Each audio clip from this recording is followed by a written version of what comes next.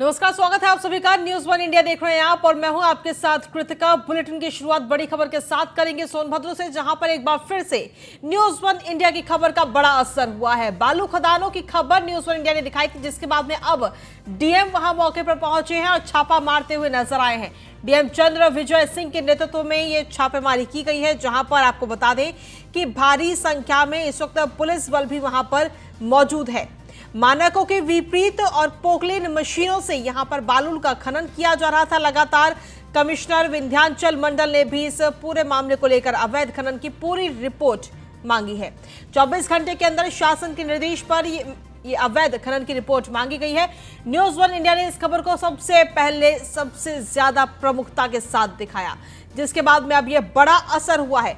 सबसे पहला असर हमें कल देखने को मिला था, जब इस तरीके से जहां भी अवैध खनन हो रहा था उस पर रोक लगाई गई, और उसके बाद में आज डीएम खुद वहां मौके पर पहुंचे और छापेमारी करते हुए नजर आए हैं।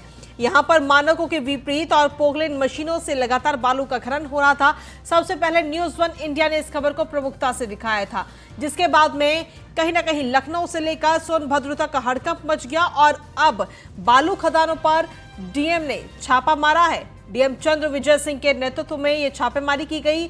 भारी संख्या में पुलिस बल भी इस वक्त वहां पर मौजूद है। ये बड़ी खबर आप तक पहुंचा रहे हैं।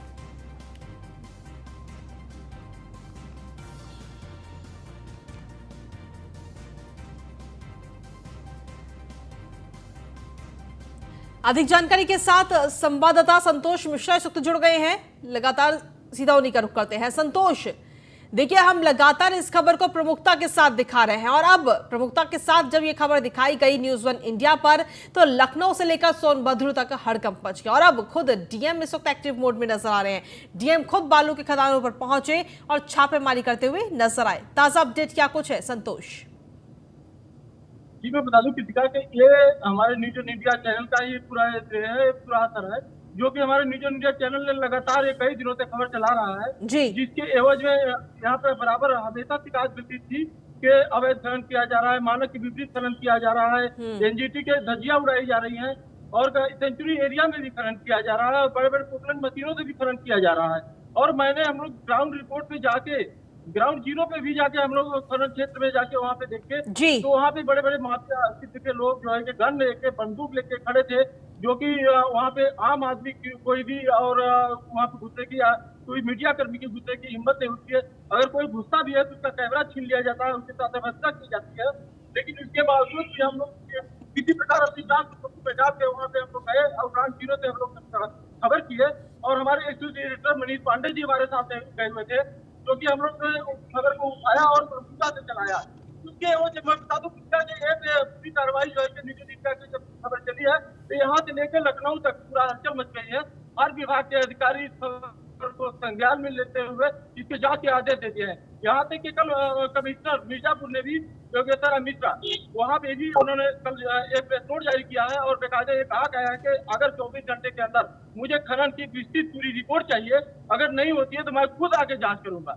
जिसके क्रम में आज डीएम सोनभद्र विजय सिंह और सोनभद्र एसपी डॉक्टर एसवीर कुमार सिंह ने भी, दोनों लोग ने अपने कई दल बल के साथ यहाँ के निरीक्षण किया और पाया कि यहाँ पे अवैध खनन किया जा रहा था और बड़े बड़े मशीनों से पाया गया है और यहाँ पे नाव से भी बालू निकाली जा रही थी। जिसके वजह में उनसे अगर सवाल किया गया तो उन्होंने बताया कि यहाँ पे मशीनें मिली हैं और जो है कि उनको सीज करने की कार्रवाई चल रही है और खनन विभाग को निर्देशित किया गया है कि जितने भी ब्रिज एरिया से हट के खनन हुआ है उसके ऊपर जुर्माना और उस पर कार्रवाई की जाए। जी, आखिर आप क्या जान सकते हैं कि आखिर कितनी बालू की खदानों पर ये छापेमारी की गई है डीएम की तरफ से संतोष? जी, मैं बता दूं कि अभी यहाँ पे सोनभद्र में खनन तो वैसे 7 साइडें चल रही हैं, लेकिन मौजूदा में अभी 1-2 साइडें बंद हैं, 5 साइडें चल रही हैं, जिससे कि एक भी ठेकेदार की साइड है उसके ऊपर तीनों पे कार्रवाई हुई है और दूसरा ठेकेदार की साइड है वहाँ पे उसके ऊपर है। दो लगातार ये 2 साइडों पे अभी कार्रवाई की गई है और अभी जिला अधिकारी महोदय का कहना है कि किस तरीके से अगर जहाँ जहाँ भी सूचनाएं आ रही थी वहाँ पे हमें लगातार कार्रवाई की जाएगी। यानी कि अगर देखा जाए तो जो बालू खदानों के जो संचालक हैं, जो मालिक है, उनमें इस वक्त हड़कंप जरूर मच गया होगा इस कार्रवाई को देखते हुए। जी, मैं बता दूं कि ये हरदम उतना ही बालू के ठेकेदारों का हमारे यहाँ कई बार फोन भी आया, मुझे धमकी भी मिली कि आप खबर चला रहे हैं, अच्छी नहीं है, आपके लिए भी अच्छा नहीं होगा। लेकिन इसके बावजूद भी खबर को मैंने कोई रोका नहीं, और मैं ग्राउंड जीरो पे जाके आज भी मैं ग्राउंड जीरो पे गया था, और मैं वहां से भी आज भी जो है कि कल जांच टीम, खनन विभाग की जांच टीम करके गई, और कल जब जांच टीम करने के लिए आई थी तो कोई खनन विभाग का ही गुप्तचर है जो कि बालू ठेकेदारों से मिला हुआ है, जो कि पल पल की रिपोर्ट उन लोगों तक पहुंचा रहा है, जिसके वजह से कल जब जांच टीम यहाँ पहुंचने से पहले ही सारी मशीनें निकाल ली गई थी, और फिर जांच टीम जाने के बाद पुनः रात में ही मशीनों को फिर नदी में डाल दिया गया, जी और जिला अधिकारी के आने के पहले आज भी मशीनें निकाल ली गई। जी संतोष, जानकारी ये भी है कि कमिश्नर विंध्याचल मंडल ने भी इस पूरे मामले को लेकर रिपोर्ट तलब की है। विंध्याचल मंडल निरोधक मिश्रा ने हमारे खबर को संज्ञान में लेते हुए प्रेस नोट बेकायदे जारी किया है कि जो खबर हम लोगों को मीडिया के माध्यम से हमें प्राप्त हुई है, वहाँ पे भारी पैमाने पर अवैध खनन किया जा रहा है। जिला अधिकारी को निर्देशित किए हैं कि इसकी जांच रिपोर्ट 24 घंटे के अंदर हमें प्रस्तुत की जाए। अगर जांच रिपोर्ट हमें प्रस्तुत नहीं की जाती है तो मैं तुरंत आगे जांच। जी चलिए ठीक है, आप लगातार बने रहिए, आगे भी आपसे अपडेट्स लेंगे। तो जिस तरीके से न्यूज़ वन इंडिया जो है वो लगातार ग्राउंड जीरो पर उतर करके अपनी जान हथेलियों पर लेकर हम इस तरीके की रिपोर्ट्स कवर करने जाते हैं, हमारी टीम वहां पर जाती है जमीन स्तर पर, बेशक चाहे तमाम दबंग वहां पर क्यों ना मौजूद रहे, तमाम माफिया वहां पर क्यों ना मौजूद रहे, कई बार जान से मारने की धमकी भी हमारी टीम को दी जाती है, लेकिन उसके बावजूद भी हम सच्ची रिपोर्ट आप तक पहुंचाने का हमेशा काम करते रहे हैं और करते रहेंगे। हमारे साथ में इस वक्त रेजिडेंट एडिटर मनीष पांडे इस वक्त जुड़ गए हैं फोन लाइन पर। मनीष जी देखिए, क्योंकि आप खुद भी वहां पर पहुंचे थे और इस पूरी रिपोर्ट आपने की भी हमने अपने दर्शकों तक दिखाई थी कि किस तरीके से वहां पर अवैध खनन किया जा रहा है। न्यूज़ वन इंडिया ने जब इस खबर को प्रमुखता से दिखाया तब कार्रवाई हुई और अब डीएम खुद वहां पर छापेमारी करते हुए नजर आ रहे हैं। जाहिर तौर पर कृतिका, निश्चित रूप से डीएम साहब का जो ये फैसला है वो सराहनीय है। आज खुद मौके पे पहुंचे, क्योंकि दरअसल जब हमने खबर दिखाई थी, जब इस अवैध खनन का पर्दाफाश हमने न्यूज़ वन इंडिया पर किया था कि किस तरीके से बड़ी बड़ी मशीनों को नदी को बीचे बीच लगा के वहां खनन किया जा रहा है, वहां किस तरीके से अब एक तरह से जो प्रतिबंधित मशीनें हैं उन्हें लगाया गया है, जो सीमांकन है, जो सीमांकन कहीं कहीं सीमांकन का कोई निशान नहीं है, ये तमाम हमने जायज सवाल उठाए थे। उसके बाद पहले दिन ही, जिस दिन खबर चलाई हमने, पहले दिन ही वेणु नदी का जो खनन चल रहा था वो पहले दिन ही बंद हो गया है। डीएम साहब के निर्देश पर डीएम ने दिखाया, वहां अपनी संजीदगी दिखाई। अफसर गए, अफसरों ने वहां मौके पर उन्हें बहुत कुछ मिला, उसके बाद उन्होंने पूरा का पूरा जो है वो काम बंद करा दिया। लेकिन ये दूसरा वाला जो सोन नदी पर जो खनन चल रहा था, ये थोड़ा सा बड़ा मामला था। ये वहां पर जो स्थिति थी वो थोड़ी और खतरनाक थी, क्योंकि वेणु नदी पर तो सिर्फ 2-4 मशीनें लगी हुई थी, लेकिन यहाँ दैत्याकार 25 से 30 मशीनें नदी के बीचों बीच खड़ी होकर उसका सीना चीर रही थी। जब ये खबर न्यूज़ वन इंडिया पे चली तो जो खनन माफिया हैं उनमें भी दहशत आई। जब उन्हें लगा कि खनन विभाग की टीम वहां पहुंच रही है, तो पहले दिन तो उन्होंने पूरा का पूरा सिस्टम वहां बिल्कुल बदल दिया। वहां तस्वीर अलग थी। कल की अगर आप तस्वीर देखते वहां पर, जहां डीएम साहब छापेमारी कर रहे हैं, तो वहां से सारी मशीनें गायब हो गई थी। पूरा दिन खनन बंद रहा, नदी से एक भी ट्रक बालू लोड होके नहीं निकला। लेकिन रात में जैसे जब इन्हें लगा कि खनन विभाग की टीम चली गई, अब फिर वो उसी स्थिति में आ गए और रात के 12 बजे फिर उनकी मशीनें जो है नदी में उतार दी गई। और जब ये खबर सुबह न्यूज़ वन इंडिया के माध्यम से हमारे संवाददाता ने, मेरी खुद जो है डीएम सोनभद्र से बात हुई, मैंने खुद उन्हें बताया कि कल रात में, कल तो बंद था पूरा मामला, लेकिन आज सुबह से फिर वहां खनन चालू हो गया है। तो कहीं ना कहीं डीएम सोनभद्र को भी ये लगा कि वास्तव में ये मामला गंभीर है और चल के खुद देखना चाहिए कि जब हमारे अफसरों ने कल जाके वहां पर खनन रुकवाया था तो आखिर फिर चालू कैसे हो गया, या उन्होंने अगर मशीनों पर प्रतिबंध लगाया था तो वो मशीनें कैसे पहुंच गई।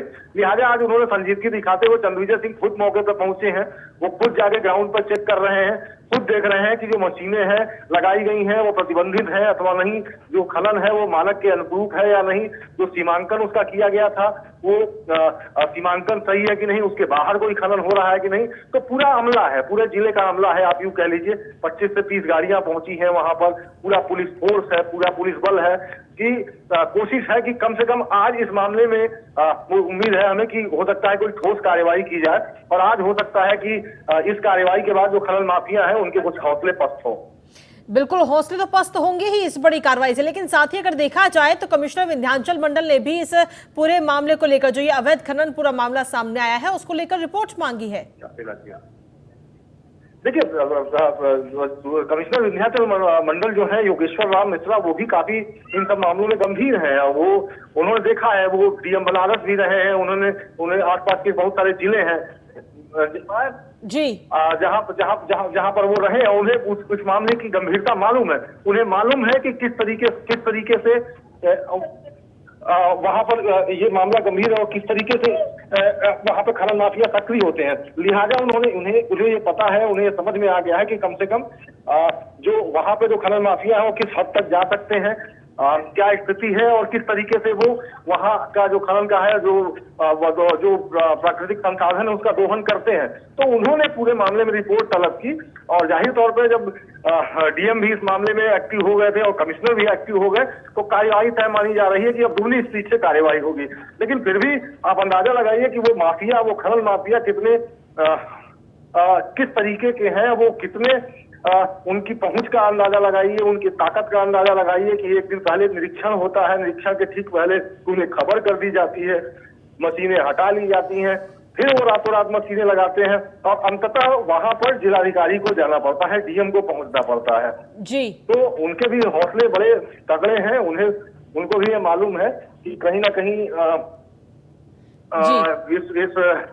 वो उनको भरोसा है कि शायद वो सिस्टम में लोगों को सही कर लेंगे। यही चीज मनीष जी, मेरा सवाल यही आपसे, अगला सवाल मैं यही पूछना चाह रही थी कि आखिर इतने हौसले आते कहाँ से इन लोगों के पास में? क्या सिस्टम से बिल्कुल डर नहीं, वो भी ऐसी जगह पर जहां पर जीरो टॉलरेंस की नीति मुख्यमंत्री अपनाते हैं? देखिए, कहने के लिए दरअसल कहा जाता है कि इन सब चीजों पर लगाम लगाई गई है, लेकिन अगर जब ग्राउंड पे आप देखेंगे तो जो आज भी माफिया हैं, जो खनन माफिया है, सोनभद्र का इलाका हो, मिर्जापुर का इलाका हो, बांदा हो, जालौन हो, ये तमाम जिले जो है वहां आज तक खनन की चपेट में है। जालौन से तो आपने खबर सुनी ही होगी कि जालौन के जिले के जो जिलाधिकारी, वो कप्तान थे, वो खुद इस मामले में पाए गए थे। उन्होंने खुद बकायदे एक व्यापारी का शोषण किया था, उसे पैसे मांगे थे। तो ये अफसरों, नौकरशाहों, माफियाओं और राजनेताओं के गठजोड़ से ये पूरा सिस्टम चलता है और वहां के जो राजनेता होते हैं वो इन्वॉल्व होते हैं, अफसर होते हैं वो इन्वॉल्व होते हैं और जो नया अफसर पहुंचता है वो भी ये सोचता है कि एक व्यवस्था चल रही है, इस व्यवस्था को हम डिस्टर्ब ना करें, इस व्यवस्था को हम ब्रेक ना करें, तोड़े ना। और अगर इस व्यवस्था को हम तोड़ेंगे तो नुकसान हमारा भी हो सकता है। लिहाजा अफसर भी थोड़ा सा कोशिश करते हैं कि भाई जो व्यवस्था जैसे चल रही है उसे चलने दो, क्योंकि अमूमन होता क्या है कि अगर एक नंबर के हिसाब से देखें तो एक नंबर से के हिसाब से अगर ये सप्लाई है, जिस हिसाब से खनन की परमिशन दी जाती है, जिस हिसाब से एरिया दिया जाता है, उतनी सप्लाई नहीं हो पाती है एक नंबर के रास्ते से या राजस्व दे के। तो कहीं इसका फायदा उठाते हैं माफिया। और अगर निश्चित रूप से अगर इसमें तेजी से पूरी लगाम लगा दी जाए, जो व्यवस्था है, जो पॉलिसी है इस समय, तो जो बोरन और गिट्टी के दाम मार्केट में है वो बहुत ऊपर चले जाएंगे। तो सरकार को भी सोचना चाहिए कि इस चीज का ऐसी व्यवस्था करे कि इन चीज को रोका जाना असंभव है। अब या तो परमानेंट हर घाटों पे वो एक पीएसी बटालियन खड़ी रहे कि वहां दोहन ना होना पाए, या ऐसी कोई व्यवस्था बनाई जाए जिससे जो राजस्व है, राजस्व भी आए और इन खनन माफियाओं पे भी अंकुश लगाया जाए। तो पूरी पॉलिसी को एक तरह से रिसफल करने की जरूरत है और जब तक ऐसी व्यवस्था नहीं बनाई जाएगी कि आसानी से ये चीजें बाजार में उपलब्ध हो सके, तब तक इसका दोहन ऐसे ही चलता रहेगा, तब तक किसी तरह से इसकी कालाबाजारी चलेगी, तब तक इसी तरह से अवैध खनन होगा, तब तक इसी तरह से माफिया इन्वॉल्व रहेंगे, जब तक ये पूरे सिस्टम को तोड़ा नहीं जाएगा। जी, जिस तरीके से सिस्टम को तोड़ने की तो जरूरत है, लेकिन सोनभद्र में जो अब ये कार्रवाई की जा रही है, क्या इससे बाकी जो और जिले हैं उत्तर प्रदेश के में भी ये मैसेज पहुंच पाएगा क्या? देखिए, किसका ये कहना बड़ा मुश्किल है, जबकि सरकार जब आई थी, जब योगी आदित्यनाथ मुख्यमंत्री बने थे, तो बहुत काफी हद तक इन सब चीजों पर लगाम लग गई थी। लेकिन उस समय लगाम लगाने की बाद जो मैं अभी आपको स्थिति बता रहा था कि पूरा बाजार जो था, वो बाजार में मोरंग, गिट्टी, बालू, ये जो तमाम रॉ मटेरियल्स हैं बिल्डिंग कंस्ट्रक्शन में जो यूज किए जाते हैं, उनके दाम आसमान पर पहुंच गए थे।